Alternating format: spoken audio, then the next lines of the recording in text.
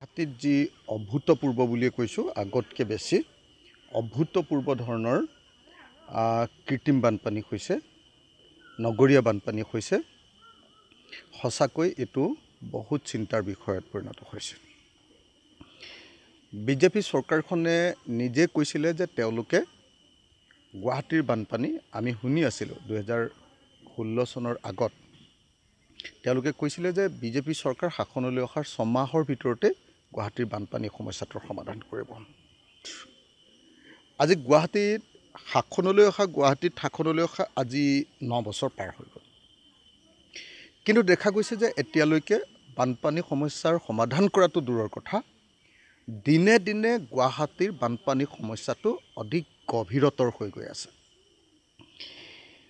আমি দেখিছোঁ যে চৰকাৰে আচলতে অসমৰ গুৱাহাটী বা অন্যান্য নগৰবিলাকৰ বানপানী সমস্যা সমাধান কৰিবৰ কাৰণে যি ধৰণৰ এটা কম্প্ৰেহেনচিভ সামগ্ৰিক এটা আঁচনি ল'ব লাগিছিল। ক'ৰ পৰা পানীটো আহিব, ক'লৈ কাটি দিব, তাৰ পৰা নি ক'ত পেলাব, তাৰ কাৰণে যি সামগ্ৰিক এটা পৰিকল্পনাৰ প্ৰয়োজন আছিলে, এতিয়ালৈকে চৰকাৰে সেই দিশত কামেই আৰম্ভ কৰা নাই। আমি দেখিছোঁ যে চৰকাৰে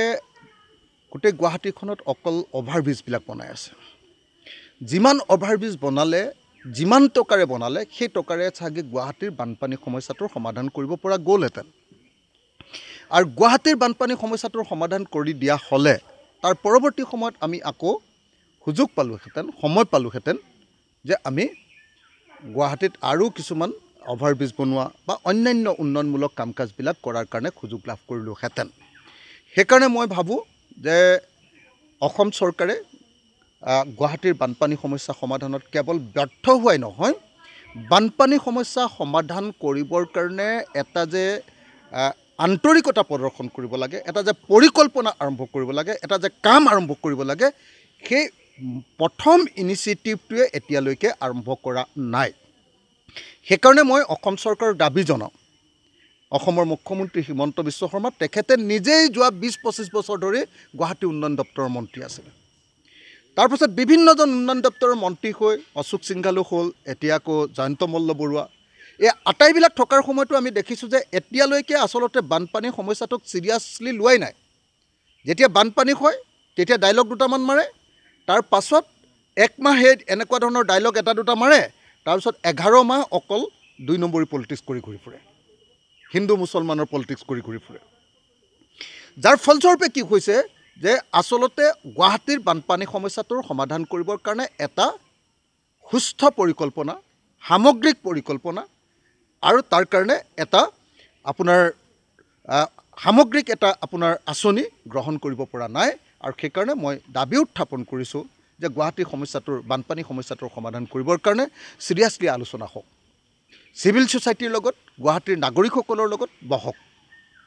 লোকশুনানি পাতক, মানুহৰ কথা শুনক,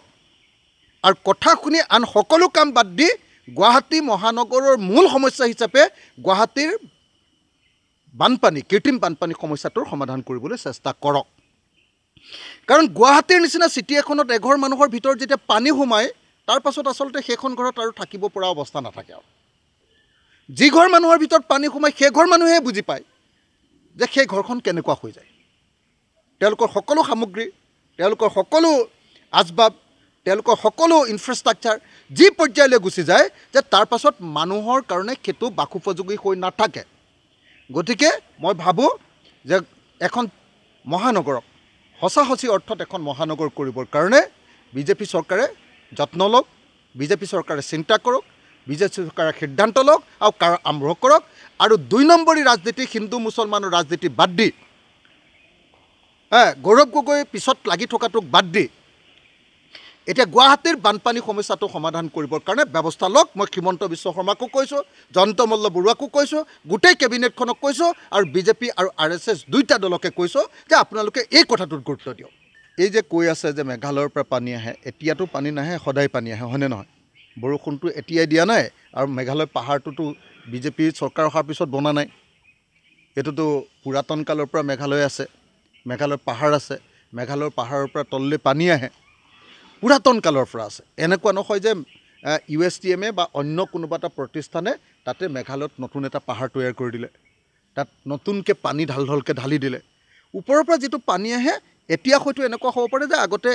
বহল হৈ গুচি গৈছিলে গৈ নলাত পৰিছিলে এতিয়া হয়তো কনষ্ট্ৰাকশ্যন কৰি দিয়াৰ কাৰণে এটা ছাইডেদি গুচি আহিব সেই একেটা পানীক মেনেজ কৰিবৰ কাৰণে জনাৰ পাছত যদি মেঘালয়ৰ পৰা পানী অহাৰ কাৰণে বানপানী হৈছে বুলি ভাবে সেইটো জনাৰ পাছত আচলতে তাৰ মেনেজমেণ্ট কিয় কৰিব পৰা নাই এইটোৱে দুৰ্ভাগ্যজনক কথা তো পানী য'ৰ পৰাই নাহক লাগিলে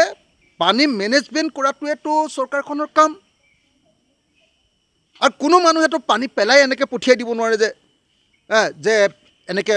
যা গুৱাহাটীত গৈ বানপানী কৰগৈ ওপৰৰ পৰা যিটো পানী আহিছে বানপানী ওপৰৰ পৰা যিটো বৰষুণ হৈছে বৰষুণৰ পানীটো আহিছে আৰু সেই বৰষুণৰ পানীটোক মেইনটেইন কৰিবৰ কাৰণে মেনেজ কৰিবৰ কাৰণে সঠিকভাৱত তাক উটুৱাই লৈ যাবৰ কাৰণে পঠিয়াই দিবৰ কাৰণে ব্ৰহ্মপুত্ৰত পেলাই দিবৰ কাৰণে যি ড্ৰেইনেজ ছিষ্টেমৰ ব্যৱস্থা থাকিব লাগে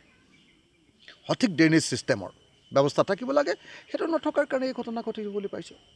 আজি পুৱতি নিশা লখিমপুৰৰ আপোনাৰ বিহপুৰীয়া আৰু নাওবৈচা বিশেষকৈ নাওবৈচা অঞ্চলত যি ব্যাপক বানপানীৰ